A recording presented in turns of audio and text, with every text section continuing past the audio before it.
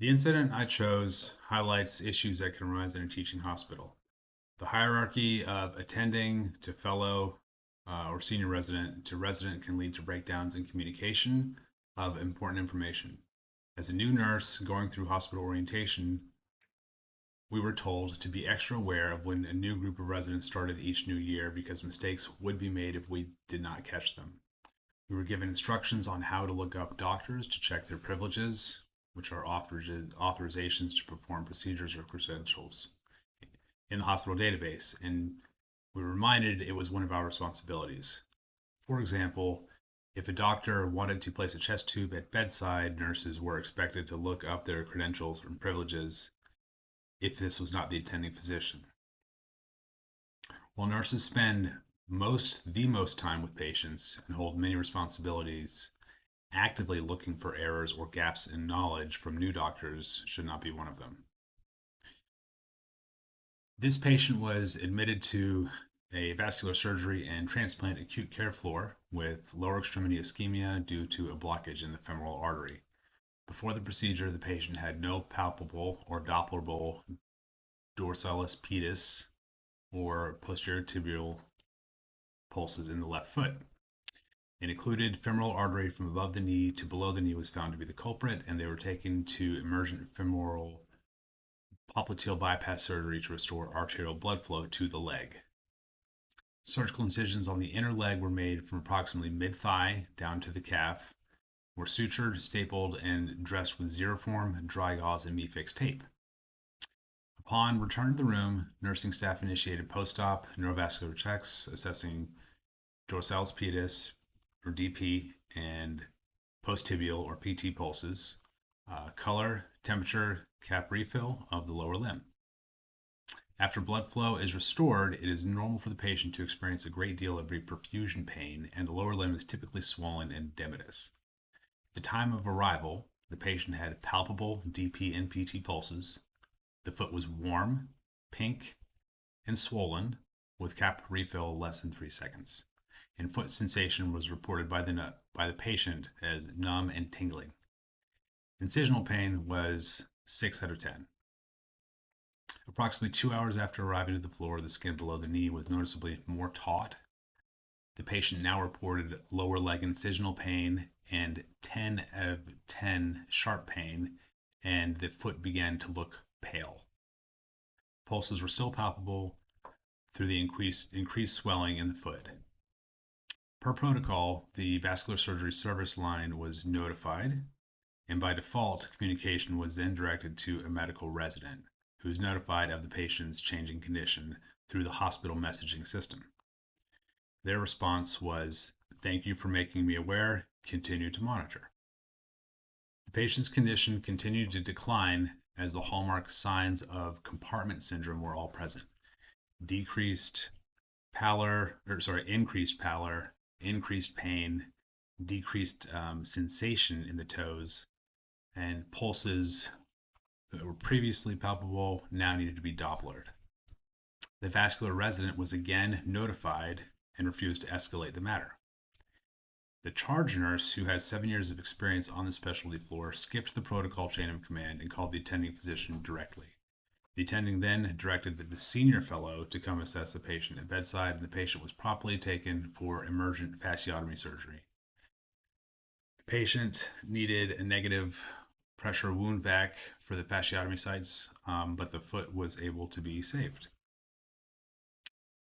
Presenting patient cases allows nurses to systematically examine clinical events, evaluate nursing interventions, and connect bedside care with evidence-based practice. According to Armola in 2010, nursing grand rounds promote professional development, critical thinking, and interdisciplinary collaboration by encouraging nurses to analyze complex patient cases and translate clinical experiences into practice improvements. This framework supports the use of real clinical scenarios to highlight leadership, patient safety, and system-level changes. By presenting this case, the goal is to promote reflection on communication breakdowns reflection on escalation of care and the role of nursing advocacy in preventing adverse outcomes um, that are consistent with best practices for nursing grand rounds.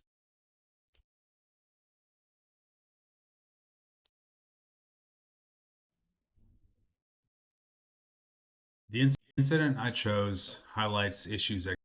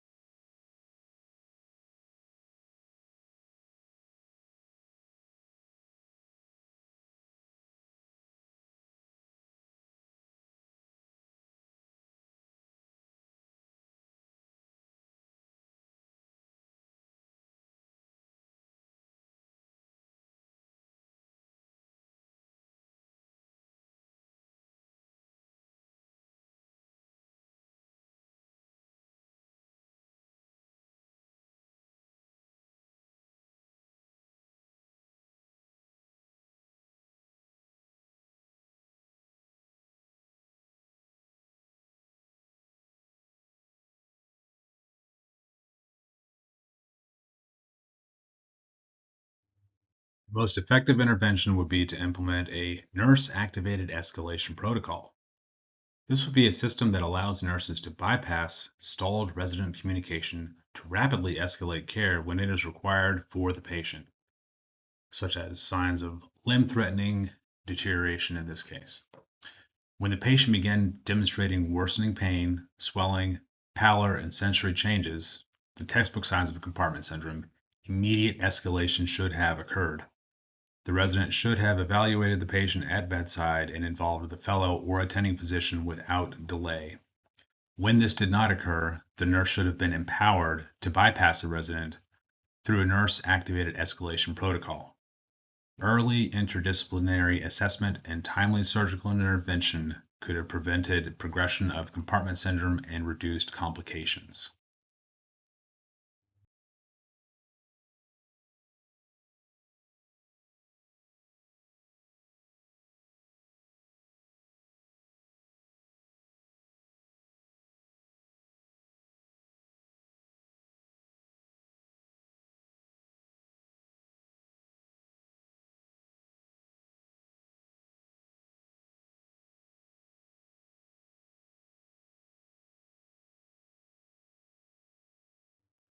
This clinical project applied theoretical knowledge of vascular complications and evidence-based practice related to early recognition of compartment syndrome and rapid escalation of care. Evidence supports that timely interdisciplinary communication and escalation protocols improve patient safety outcomes. The case highlighted the importance of collaboration among nurses, residents, fellows, and attending physicians to ensure rapid clinical decision-making when a patient's condition deteriorates. This project also emphasized the nurse's role as the frontline manager of patient care. Nurses perform ongoing assessments and are often the first to identify clinical deterioration. In this case, the charge nurse demonstrated leadership by recognizing the severity of the patient's condition and bypassing the traditional communication chain of command to the attending physician directly. This action facilitated timely surgical intervention and ultimately contributed to limb preservation. Professional nursing standards require vigilant monitoring, clinical judgment, and patient advocacy. Through neurovascular assessments and recognition of worsening of symptoms, the nursing team integrated clinical expertise and professional standards to advocate for the patient. Escalating care when the patient's symptoms indicated compartment syndrome reflected the use of clinical judgment to support timely intervention and improved outcomes. This project reflects the transition to professional nursing practice by really emphasizing the importance of evidence-based care, patient safety, teamwork, and collaboration. It highlights how nurses contribute to quality improvement by recognizing gaps in the communication system and advocating for protocols such as nurse-activated escalation pathways. Implementing these practices supports patient-centered care and reduces the risk of complications, demonstrating the broader impact of nursing practice on healthcare outcomes.